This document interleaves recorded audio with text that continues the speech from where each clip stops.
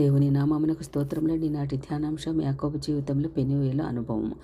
యాకోబు నేను ముఖాముఖిగా దేవుని చూచితిని, అయినను నా ప్రాణం దక్కినదని ఆ స్థలమునకు పెనూయేలు అని పేరు పెట్టెను. ఆదికాండం 32:31 మగసిరి గలవాడే అతడు దేవునితో పోరాడెను, అతడు దూతతో పోరాడి జయమందును. హోషేయ గ్రంథం 12:3 ప్రకారం పెనూయేలు అనగా దేవునిని ముఖాముఖిగా చూచుట అని అర్థము. ఇది యొర్దాను నది తూర్పు వైపుగా యబ్బోకు నది సమీపముగా ఉన్న స్థలము.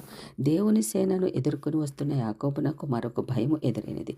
400 మందితో అన్న యాషావు వచ్చుచున్నాడని తెలిసింది. ఏమి చేయాలో అర్థం కాలేదు. లాబాను దగ్గర నేర్చుకున్న స్వప్రయత్నపు యుక్తులు వినియోగించి అన్నను చల్లపరచగలనేమో అనుకున్నాడు. గతించిన దినములలో బంధువులతో తనను తరుముకొని వచ్చిన తన మామను దేవుడే గద్దించి తనకే హాని చేయనీయకుండా సమాధానంతో లాబాను నుండి తప్పించిన దేవుని కార్యమును గుర్తు చేసుకోలేకపోయాడు. అన్నను తప్పించుకొనగలనన్న విశ్వాసము యాకోబునకు లేకపోయినది. అవును ప్రియులారా, బిడ్డలారా, విశ్వాసులారా, నీ ప్రయత్నము, నీ ప్రతికూల పరిస్థితులలో ఇంతవరకు గొప్ప కార్యములతో నిన్ను నడిపించిన ఎబెనేజరు అయిన దేవునిని ఎందుకు జ్ఞాపకం చేసుకోవు? నీ పాత జీవితంలో నీవు దాటి వచ్చిన మార్గంలోని దేవుని కార్యముల కొరకు నీవు స్తుతించడం మొదలు పెడితే ఆ కృతజ్ఞతాస్తుతి నీ ముందు మార్గంలోనికి వచ్చి నీకు నిరీక్షణ కలుగజేస్తుంది కదా. తప్పకుండా ఈ విధంగానే జరుగుతుంది. అంతేగాని ప్రతికూల పరిస్థితులను చూచి శనగవద్దు, గొణగవద్దు దేవునిపైన. యాకోబు లాబాను తోటి దేవుని జయము గురించి స్తుతించి ఉంటే యాషావు విషయమై భయపడి సొంత ప్రయత్నములు మాని నిరీక్షణ కలిగి నిర్భయముగా ఉండేవాడేమో కదా. ఏది ఏమైనప్పటికీ ఆ భయము అందరినీ పంపి యబ్బోకు రేవు దాటించి యాకోబును ఒక్కడగా మిగిల్చింది. దేవుని తోటి ఏకాంతము వ్యర్థం కాదు, కానీ తప్పకుండా కొండంత బలమునిస్తుంది.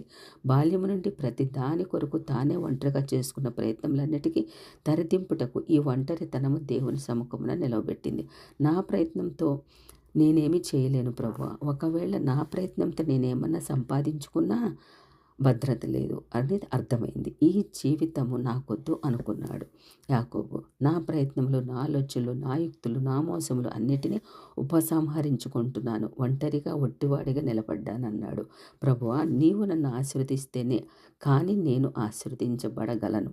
నీ ముద్రతో కానీ ఆశీర్వాదము చెల్లదు. ఒకవేళ నేను సంపాదించుకున్న ఈ ఆశీర్వాదమునకు గ్యారంటీ ఉండదు. నీవిచ్చిన ఆశీర్వాదం అయితే తరతరాలుగా నిలుస్తుంది అని దేవునికి సమర్పించుకున్నాడు తన జీవితం అంతా. కానీ కాళ్ళు ఇంకా కదిలిస్తూనే దేవునితో పోరాడుచున్నాడు.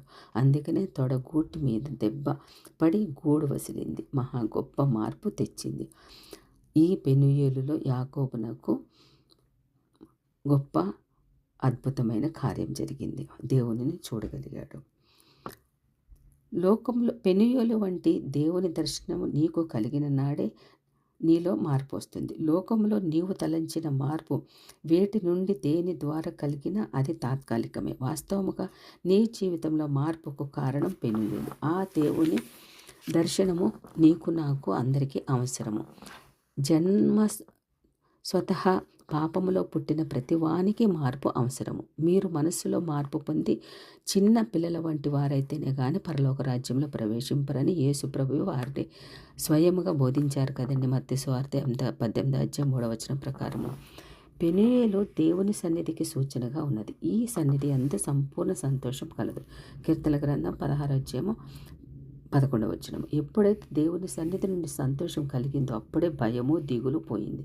నీ సన్నిధి సంతోషంతో అతన్ని ఉల్లసింపచేసి ఉన్నావు. కీర్తనల గ్రంథము 21:6 యాకోబు మిక్కిలి భయపడి తొందరపడి యాషావు గుంపు మీదికి వచ్చి దాన్ని హతం చేసిన ఎడల మిగిలిన గుంపు తప్పించుకొని పోవునేమో అనుకొని తనతోనున్న జనులను, మందలను, పశువులను, ఒంటెలను 2 గుంపులుగా విభాగించెను. ఇదే నా ఆఖరి ప్రయత్నం అనుకున్నాడు. ఇక నేనేమి చేయగలను అనుకున్నాడు. గుర్తు వచ్చిందేమో లాబాను వద్ద స్వప్రయత్నము యొక్క ఫలము. మహానయ్యములో కలిగిన దేవుని సేన యొక్క దర్శనము స్తుతి ఆరాధనతో కూడిన ప్రార్థన నేర్పిందేమో. బేతేలులో చేసిన ఆపద మృక్కులతో వ్యాపార మనస్తత్వపు ప్రార్థన పోయింది. ఉన్నట్లు తన పరిస్థితిని విన్నవించుకొని ఆయన శరణ వేడుట, ఆయన వాగ్దానములు ఎత్తి ప్రార్థన ప్రార్థించడం నేర్చుకున్నాడు. బహుశా మహానయంలో సమస్త ఆదరణతో సేదతీర్చిన బల్జిల్లయు సహవాసము దివ్యమైన ప్రార్థన నేర్పింది యాకోబునకు. విశ్వాసికి మాదిరి అయ్యింది ప్రార్థన ఆ సమయంలో తను తాను తగ్గించుకున్న ప్రార్థనా విన్నపం, స్తుతి ఆరాధన, వాగ్దానములు, ఎత్తి బ్రతిమలాడుట, అన్ని అంశములున్న ప్రార్థన. యాకోబునకు నేర్పించిన పరిశుద్ధాత్ముని దయా సహనము ఎంతో గొప్పది. విరోధి అయిన అపవాది ఎవరిని మృంగుదనా అని గర్జించు సింహము వలె వెదుకుచు దేవుని ప్రజల తట్టే తిరుగుచున్న సమయము అట్టిది. ఇట్టి సమయములో లాబాను బానిసత్వము నుండి విడుదల పొంది ఆత్మయందు సాగిపోతున్న విశ్వాసికి ఈ ప్రార్థన ఎంత అవసరమైందంటారు? నా తండ్రి అయిన అబ్రహాం దేవా, నా తండ్రి అయిన ఇస్సాకు దేవా, నీ దేశమునకు నీ బంధువుల యొద్దకు తిరిగి వెళ్ళుము. నీకు మేలు చేసేదని నాతో చెప్పిన యెహోవా, నీవు నీ సేవకునికి చేసిన సమస్తమైన ఉపకారములకు సమస్త సత్యమునకు అపాత్రుడను. దయచేసి యాషావు చేత నుండి నన్ను తప్పించమని ప్రార్థించాడు. ఆదికాండము 32:9-12 ఈ మహానయం అనుభవంలో, పెనుయేలు అనుభవంలో ఎన్నో మెట్లు ఎక్కుతూ ఎన్నో నేర్చుకుంటూ, ఇప్పుడు ఇక ఎన్ని నేర్చుకున్నా, ఎన్ని ప్రయత్నాలు చేసినా, మరి ఇప్పుడైతే దేవుని దగ్గర ఉండడమే క్షేమం అనుకున్నాడు, భద్రత అనుకున్నాడు, సమాధానం వస్తుంది అనుకున్నాడు. అందుకని రాత్రంతా కూడా ఆదికాండం 32 రాత్రంతా కూడా దేవునిని వదిలిపెట్టకుండా నన్ను ప్రార్థించని, నన్ను ఆశీర్వదించని ఎంతగానో మరి మొరపెట్టినప్పుడు దేవుడు ఆశీర్వదించినట్లుగా ఆ యొక్క యాషావు చేతి నుంచి కూడా తప్పించగలిగే శక్తిమంతుడు కాబట్టి నన్ను ప్రార్థించమని ప్రార్థన చేశాడండి. ఆమేన్.